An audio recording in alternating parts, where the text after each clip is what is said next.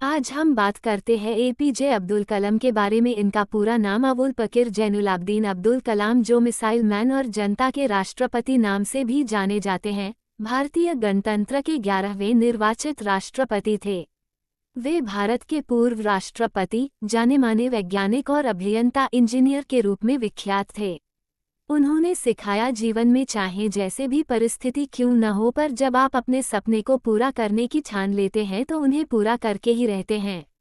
अब्दुल कलाम मसूदी के विचार आज भी युवा पीढ़ी को आगे बढ़ने के लिए प्रेरित करते हैं। इन्होंने मुख्य रूप से एक वैज्ञानिक और विज्ञान के व्यवस्थापक के रूप में 4 दशकों तक रक्षा अनुसंधान एवं विकास संगठन (डीआरडीओ) और भारतीय अंतरिक्ष अनुसंधान संगठन (इसरो) संभाला व भारत के नागरिक अंतरिक्ष कार्यक्रम और सैन्य मिसाइल के विकास के प्रयासों में भी शामिल रहे। इन्हें बैलिस्टिक मिसाइल और प्रक्षेपण यान प्रौद्योगिकी के विकास के कार्यों के लिए भारत में मिसाइल मैन के रूप में जाना जाता है। इन्होंने 1974 में भारत द्वारा पहले मूल परमाणु परीक्षण के बाद से दूसरी बार 1998 में भारत के पोखरान द्वितीय परमाणु परीक्षण में एक निर्णायक, संगठनात्मक, तकनीकी और राजनीतिक भूमिका निभाई। कलाम सत्तारूढ़ भारतीय जनता पार्टी व विपक्षी भारतीय राष्ट्रीय कांग्रेस दोनों के समर्थन के साथ 2002 में भारत के राष्ट्रपति चुने गए। 5 वर्ष की अवधि की सेवा के बाद वह शिक्षा, लेखन और सार्वजनिक सेवा के अपने नागरिक जीवन में लौट आए।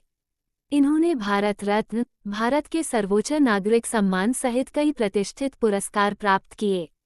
प्रारंभिक जीवन: 15 अक्टूबर 1931 को धनुषकोडी गांव, रामेश्वरम, तमिलनाडु में एक मध्यम वर्ग मुस्लिम अंसार परिवार में इनका जन्म हुआ। इनके पिता जैनुलाब्दीन न तो ज्यादा पढ़े लिखे थे, न ही पैसे वाले थे। इनके पिता मछुआरों को नाव किराए पर दिया करते थे। अब्दुल कलाम संयुक्त परिवार में रहते थे। परिवार की सदस्य संख्या का अनुमान इस बात से लगाया जा सकता है कि यह स्वयं 5 भाई एवं 5 बहन थे और घर में 3 परिवार रहा करते थे। अब्दुल कलाम के जीवन पर इनके पिता का बहुत प्रभाव रहा। वे भले ही पढ़े लिखे नहीं थे, लेकिन उनकी लगन और उनके दिए संस्कार अब्दुल कलाम के बहुत काम आए। 5 वर्ष की अवस्था में रामेश्वरम की पंचायत के प्राथमिक विद्यालय में उनका दीक्षा संस्कार हुआ था। उनके शिक्षक यादुराई सोलोमन ने उनसे कहा था कि जीवन में सफलता तथा अनुकूल परिणाम प्राप्त करने के लिए तीव्र इच्छा, आस्था, अपेक्षा, इन 3 शक्तियों को भली भांति समझ लेना और उन पर प्रभुत्व स्थापित करना चाहिए। 5वीं कक्षा में पढ़ते समय उनके अध्यापक उन्हें पक्षी के उड़ने के तरीके की जानकारी दे रहे थे, लेकिन जब छात्रों को समझ नहीं आया तो अध्यापक उनको समुद्र तट ले गए, जहां उड़ते हुए पक्षियों को दिखाकर अच्छे से समझाया। इन्हीं पक्षियों को देखकर कलाम ने तय कर लिया कि उनको भविष्य में विमान विज्ञान में ही जाना है। कलाम के गणित के अध्यापक सुबह ट्यूशन लेते थे, इसलिए वह सुबह 4 बजे गणित की ट्यूशन पढ़ने जाते थे। अब्दुल कलाम ने अपनी आरंभिक शिक्षा जारी रखने के लिए अखबार वितरित करने का कार्य भी किया था। कलाम ने 1950 में मद्रास इंस्टीट्यूट ऑफ टेक्नोलॉजी से अंतरिक्ष विज्ञान में स्नातक की उपाधि प्राप्त की है। स्नातक होने के बाद उन्होंने हावरक्राफ्ट परियोजना पर काम करने के लिए भारतीय रक्षा अनुसंधान एवं विकास संस्थान में प्रवेश किया। 1962 में वे भारतीय अंतरिक्ष अनुसंधान संगठन में आए, जहां उन्होंने सफलतापूर्वक कई उपग्रह प्रक्षेपण परियोजनाओं में अपनी भूमिका निभाई। परियोजना निदेशक के रूप में भारत के पहले स्वदेशी उपग्रह प्रक्षेपण यान SLV-3 के निर्माण में महत्वपूर्ण भूमिका निभाई, जिससे जुलाई 1982 में रोहिणी उपग्रह सफलतापूर्वक अंतरिक्ष में प्रक्षेपित किया गया था। वैज्ञानिक जीवन: यह मेरा पहला चरण था, जिसमें मैंने 3 महान शिक्षकों विक्रम साराभाई, प्रोफेसर सतीश धवन और ब्रह्म प्रकाश से नेतृत्व सीखा। मेरे लिए ये सीखने और ज्ञान के अधिग्रहण के समय था। 1972 में वे भारतीय अंतरिक्ष अनुसंधान संगठन से जुड़े। अब्दुल कलाम को परियोजना महानिदेशक के रूप में भारत का पहला स्वदेशी उपग्रह SLV तृतीय प्रक्षेपास्त्र बनाने का श्रेय हासिल हुआ। 1980 में इन्होंने रोहिणी उपग्रह को पृथ्वी की कक्षा के निकट स्थापित किया था। इस प्रकार भारत भी अंतर्राष्ट्रीय अंतरिक्ष क्लब का सदस्य बन गया। इसरो लॉन्च व्हीकल प्रोग्राम को परवान चढ़ाने का श्रेय भी इन्हें प्रदान किया जाता है। कलाम ने स्वदेशी लक्ष्य भेदी नियंत्रित प्रक्षेपास्त्र गाइडेड मिसाइल्स को डिजाइन किया। इन्होंने अग्नि एवं पृथ्वी जैसे प्रक्षेपास्त्रों को स्वदेशी तकनीक से बनाया था। कलाम जुलाई 1992 से दिसंबर 1999 तक रक्षा मंत्री के विज्ञान सलाहकार तथा सुरक्षा शोध और विकास विभाग के सचिव थे। उन्होंने रणनीतिक प्रक्षेपास्त्र प्रणाली का उपयोग आग्नेयास्त्रों के रूप में किया। इसी प्रकार पोखरण में दूसरी बार परमाणु परीक्षण भी परमाणु ऊर्जा के साथ मिलाकर किया। इस तरह भारत ने परमाणु हथियार के निर्माण की क्षमता प्राप्त करने में सफलता अर्जित की। कलाम ने भारत के विकास स्तर को 2020 तक विज्ञान के क्षेत्र में अत्याधुनिक करने के लिए एक विशिष्ट सोच प्रदान की। ये भारत सरकार के मुख्य वैज्ञानिक सलाहकार भी रहे। 1982 में वे भारतीय रक्षा अनुसंधान एवं विकास संस्थान में वापस निदेशक के तौर पर आए और उन्होंने अपना सारा ध्यान गाइडेड मिसाइल के विकास पर केंद्रित किया। अग्नि मिसाइल और पृथ्वी मिसाइल का सफल परीक्षण का श्रेय काफी कुछ उन्हीं को है। जुलाई 1992 में वे भारतीय रक्षा मंत्रालय में वैज्ञानिक सलाहकार नियुक्त हुए। उनकी देखरेख में भारत ने 1998 में पोखरण में अपना दूसरा सफल परमाणु परीक्षण किया और परमाणु शक्ति से संपन्न राष्ट्रों की सूची में शामिल हुआ। राष्ट्रपति निर्वाचित हुए थे। इन्हें भारतीय जनता पार्टी समर्थित एनडीए घटक दलों ने अपना उम्मीदवार बनाया था, जिसका वामदलों के अलावा समस्त दलों ने समर्थन किया।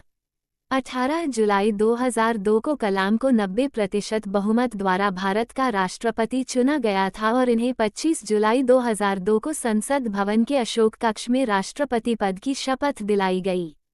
इस संक्षिप्त समारोह में प्रधानमंत्री अटल बिहारी वाजपेयी, उनके मंत्रिमंडल के सदस्य तथा अधिकारीगण उपस्थित थे।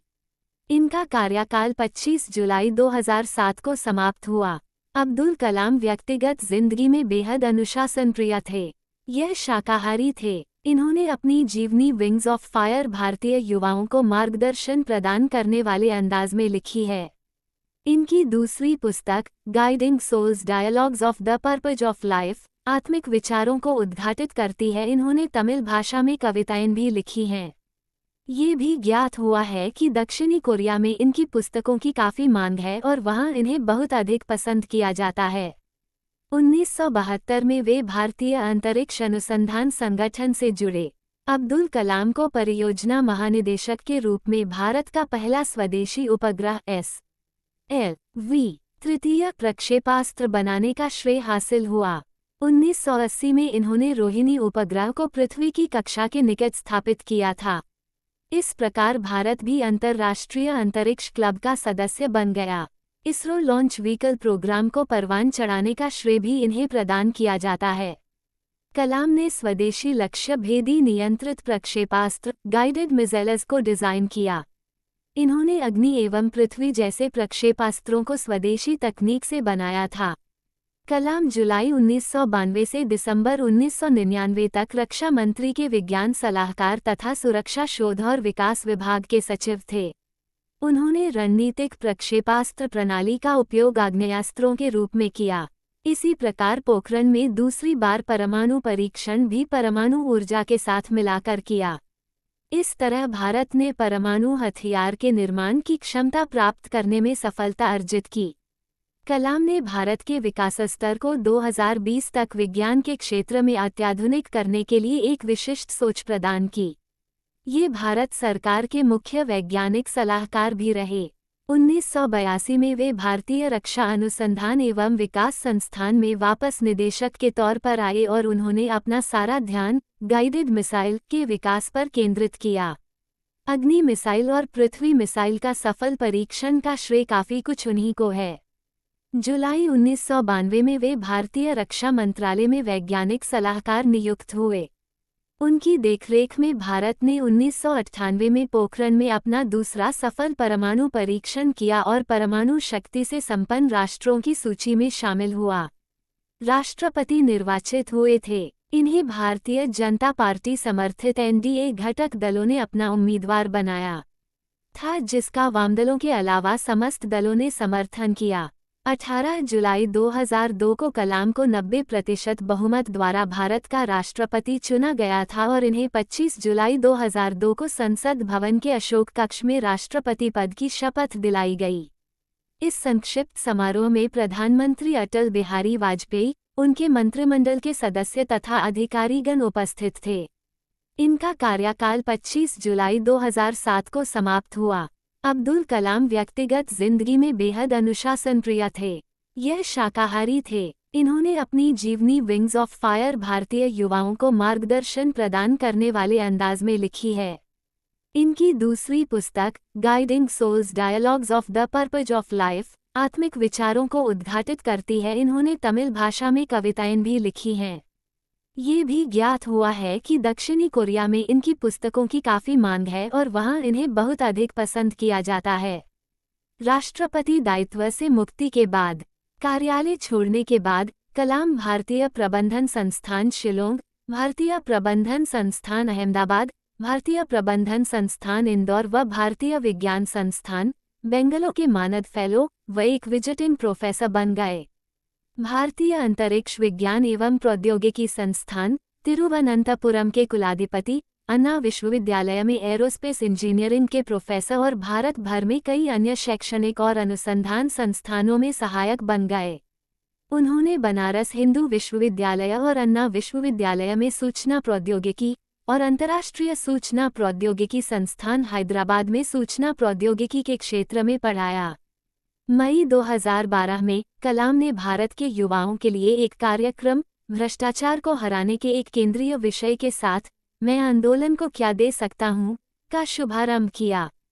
उन्होंने यहाँ तमिल कविता लिखने और वेन्नई नामक दक्षिण भारतीय स्ट्रिंग वाद्य यंत्र को बजाने का भी आनंद लिया। कलाम कर्नाटक भक्ति संगीत हर दिन सुनते थे और हिंदू संस्कृति में विश्वास करते थे। इन्हें 2003 व 2006 में MTV youth icon of the year के लिए नामांकित किया गया था।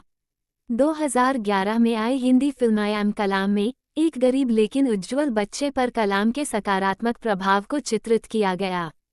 उनके सम्मान में वो बच्चा छोटू, जो एक राजस्थानी लड़का है, खुद का नाम बदलकर कलाम रख लेता है। 2011 में कलाम की कुडनकुलम परमाणु संयंत्र पर अपने रुख से नागरिक समूहों द्वारा आलोचना की गई।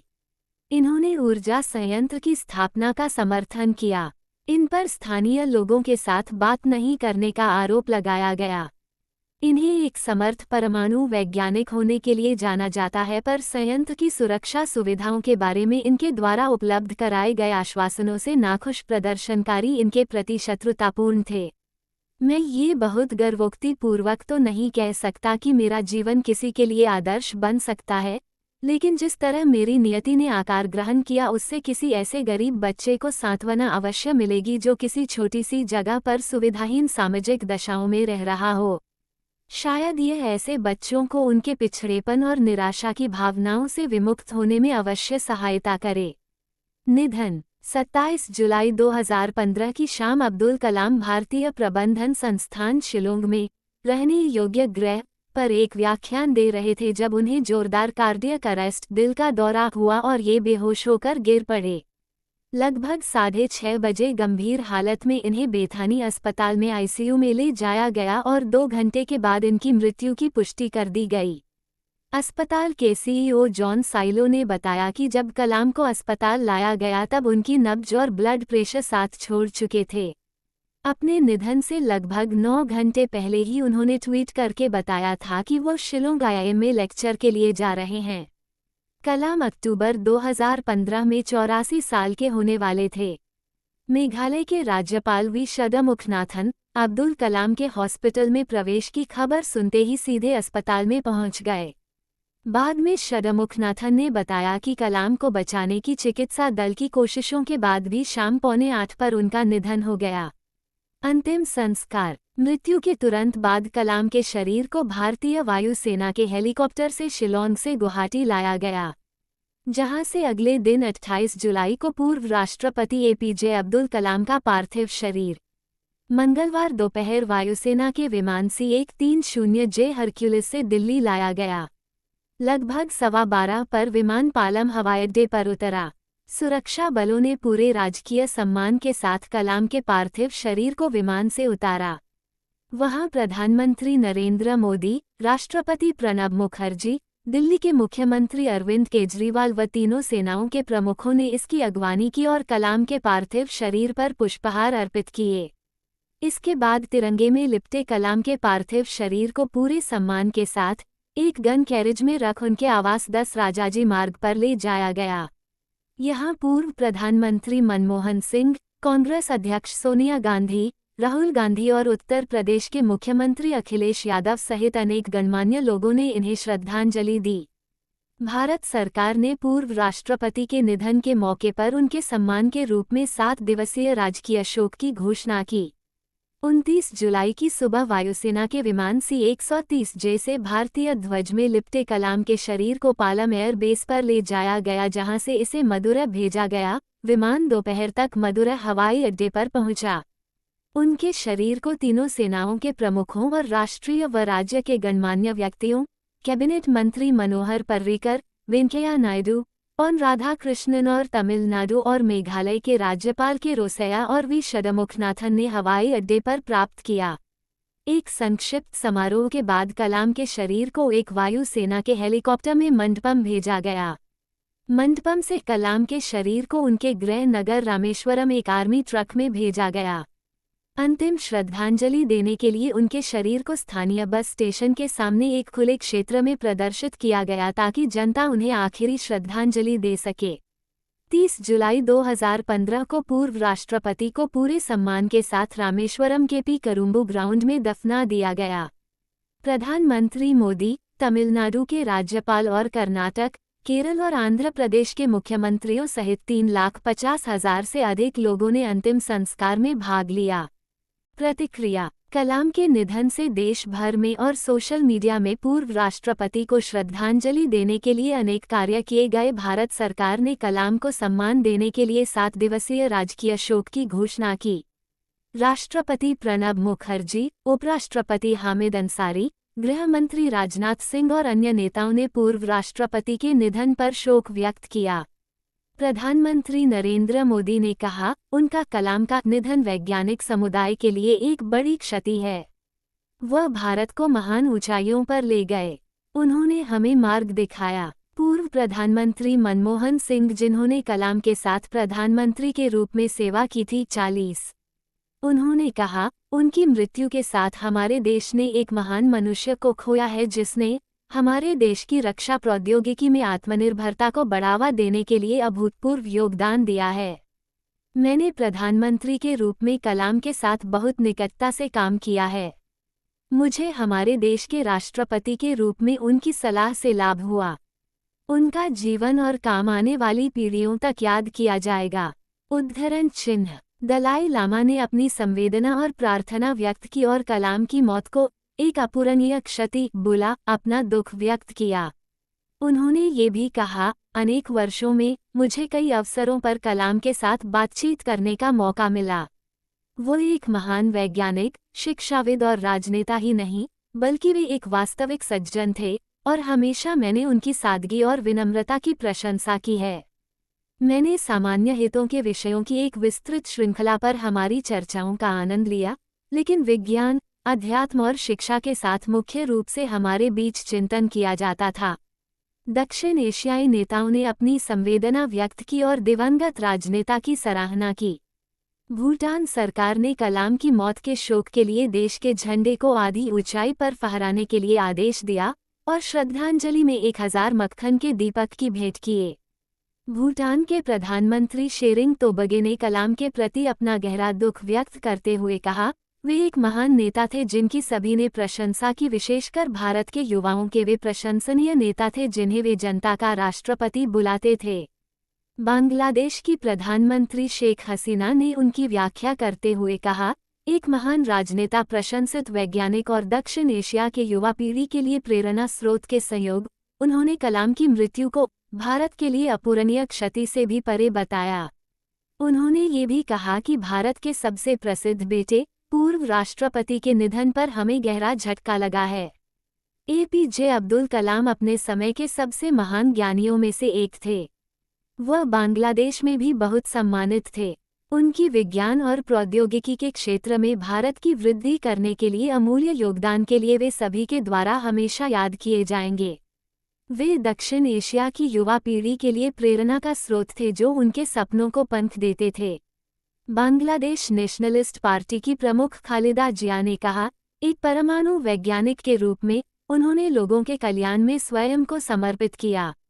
अफगानिस्तान के राष्ट्रपति अशरफ गनी ने कलाम को लाखों लोगों के लिए एक प्रेरणादायक शख्सियत बताया। ये नोट करते हुए हमें अपने जीवन से बहुत कुछ सीखना है। नेपाली प्रधानमंत्री सुशील कोइराला ने भारत के लिए कलाम के वैज्ञानिक योगदानों को याद किया।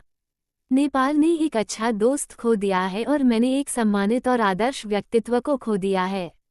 पाकिस्तान के राष्ट्रपति ममनून हुसैन और पाकिस्तान के प्रधानमंत्री नवाज शरीफ ने पूर्व राष्ट्रपति के निधन पर उनके प्रति दुख, शोक व संवेदना व्यक्त की। श्रीलंका के राष्ट्रपति मैत्रीपाला सिरिसेना ने कहा, कलाम दृढ़ विश्वास और अदम्य भावना के आदमी थे। मैंने उन्हें दुनिया के एक उत्कृष्ट राजनेता के रूप में देखा था। उनकी मौत भारत के लिए बल्कि पूरी दुनिया के लिए अपूरणीय क्षति है।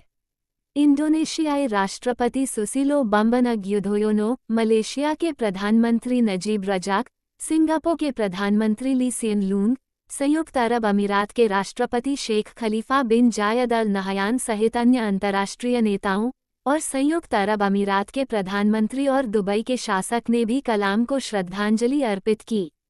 रूसी राष्ट्रपति व्लादिमीर पुतिन ने भारत सरकार, भारत के सभी लोगों के लिए और मृतक नेता ले प्रियजनों के लिए अपनी गंभीर संवेदना व्यक्त की और अपनी सहानुभूति और समर्थन से अवगत कराते हुए कहा, कलाम को हमारे देशों के बीच लगातार मैत्रीपूर्ण संबंधों के एक प्रतिपादक के रूप में याद किया जाएगा।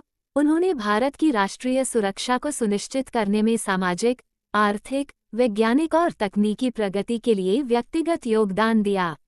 उन्होंने पारस्परिक रूप से लाभप्रद रूसी भारतीय सहयोग जोड़ने के लिए बहुत कुछ किया। संयुक्त राज्य अमेरिका के राष्ट्रपति बराक ओबामा ने कहा, अमेरिकी लोगों की ओर से मैं पूर्व भारतीय राष्ट्रपति एपीजे अब्दुल कलाम के निधन पर भारत के लोगों के लिए अपनी गहरी संवेदना का विस्तार करना चाहता हूं। एक वैज्ञानिक और राजनेता, कलाम ने अपनी विनम्रता से घर में और विदेशों में सम्मान कमाया और भारत के सबसे महान नेताओं में से एक बने। भारत अमेरिका के मजबूत संबंधों के लिए डॉ. कलाम ने सदा वकालत की। 1962 में संयुक्त राज्य अमेरिका की यात्रा के दौरान नासा के साथ अंतरिक्ष सहयोग को गहरा करने के लिए काम किया। भारत के 11वें राष्ट्रपति के रूप में इनके कार्यकाल के दौरान अमेरिका भारत संबंधों में अभूतपूर्व वृद्धि देखी गई। उपयुक्त रूप से नामित पीपुल्स प्रेसिडेंट, जनता के राष्ट्रपति ने सार्वजनिक सेवा, विनम्रता और समर्पण से दुनिया भर के लाखों भारतीयों और प्रशंसकों को एक प्रेरणा प्रदान की। व्यक्तिगत जीवन, कलाम अपने व्यक्तिगत जीवन में पूरी तरह अनुशासन का पालन करने वालों में से थे। ऐसा कहा जाता है कि वे कुरान और भगवद गीता दोनों का अध्ययन करते थे। कलाम ने कई स्थानों पर उल्लेख किया है कि वे तिरुक्कुरल का भी अनुसरण करते हैं। उनके भाषणों में कम से कम एक कुरल का उल्लेख अवश्य रहता था। राजनीतिक स्तर पर कलाम की चाहत थी कि अंतर्राष्ट्रीय स्तर पर भारत की भूमिका का विस्तार हो और भारत ज़्यादा से ज़्यादा महत्वपूर्ण भूमिका निभाए। भारत को महाशक्ति बनने की दिशा में कदम बढ़ाते देखना उनकी दिली चाहत थी। उन्होंने कई प्रेरणास्पद पुस्तकों की भी रचना की थी और वे तकनीक को भारत के जनसाधारण तक पहुंचाने की हमेशा वकालत करते रहते थे। बच्चों और युवाओं के बीच डॉक्टर कलाम जी अत्यधिक लोकप्रिय थे। वह भारतीय अंतरिक्ष विज्ञान एवं प्रौद्योगिकी संस्थान के कुलपति भी थे। वे सदाया स्मित करते थे, चाहे वो दफ्तर का नौकर ही क्यों न हो। वे जीवन भर शाकाहारी रहे। किताबें, कलाम ने साहित्यिक रूप से भी अपने विचारों को 4 पुस्तकों में समाहित किया है, जो इस प्रकार हैं: India 2020 a vision for the new millennium, my journey तथा ignited minds unleashing the power within India. इन पुस्तकों का कई भारतीय तथा विदेशी भाषाओं में अनुवाद हो चुका है। इस प्रकार यह भारत के एक विशिष्ट वैज्ञानिक थे, जिन्हें 40 से अधिक विश्वविद्यालयों और संस्थानों से डॉक्टरेट की मानद उपाधि प्राप्त हो चुकी है। पुरस्कार एवं सम्मान, कलाम के 79वें जन्मदिन को संयुक्त राष्ट्र द्वारा विश्व विद्यार्थी दिवस के रूप में मनाया गया था। इसके अलावा उन्हें लगभग 40 विश्वविद्यालयों द्वारा मानद डॉक्टरेट की उपाधियां प्रदान की गई थीं। भारत सरकार द्वारा उन्हें 1981 में पद्म भूषण और 1990 में पद्म विभूषण का सम्मान प्रदान किया गया, जो उनके द्वारा इसरो और DRDO में कार्यों के दौरान वैज्ञानिक उपलब्धियों के लिए तथा भारत सरकार के वैज्ञानिक सलाहकार के रूप में कार्य हेतु प्रदान किया गया था। 1997 में कलाम साहब को भारत का सर्वोच्च नागरिक सम्मान भारत रत्न प्रदान किया गया, जो उनके वैज्ञानिक अनुसंधानों और भारत में तकनीकी के विकास में अभूतपूर्व योगदान हेतु दिया गया था। वर्ष 2005 में स्विट्जरलैंड की सरकार ने कलाम के स्विट्जरलैंड आगमन के उपलक्ष्य में 26 मई को विज्ञान दिवस घोषित किया। नेशनल स्पेस सोसाइटी ने वर्ष 2013 में उन्हें अंतरिक्ष विज्ञान संबंधित परियोजनाओं के कुशल संचालन और प्रबंधन के लिए वॉन ब्राउन अवार्ड से पुरस्कृत किया।